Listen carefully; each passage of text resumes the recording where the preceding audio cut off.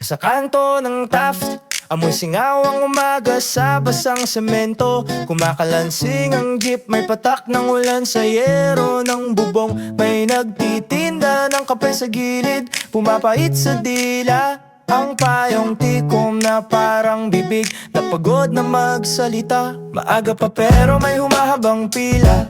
May ilaw na kumukurap sa tindahan, dilaw kulang ng hinig sa radyo ng tsuper. May umalis na naman sakay ng umagang lipad. Malayo ang usapan, malinis ang Amerikana, pero dito sa ilalim ng tulay putik ang kumakapit sa tsinelas. May mga babalang idinikit sa salamin, umiwas daw sa mga daan na mag-iingay mamaya. Kaya ang mas maaga ang alis, mas mabigat ang balik at mas tahimik ang upuan sa jeep.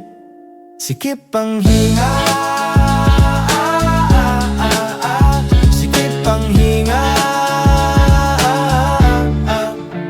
Sa may Maynila, kumakapal ang ulap na parang trapik.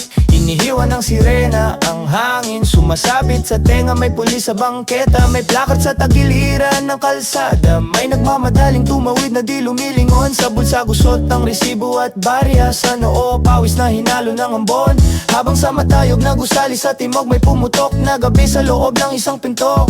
May kapitbahay na napasilip, may abag sa hagdan, may bahid na ayaw matanggal sa alaala ng sahig. Mabilis daw ang hulihan, mabilis ang balita, pero mabagal umuwi ang kaba kapag pareho ang pasilyo. Kapag manipis ang dingding, kapag bawat kaluskos ay parang kumakatok sa dibdib. Sikip ang hinga, sikip ang hinga,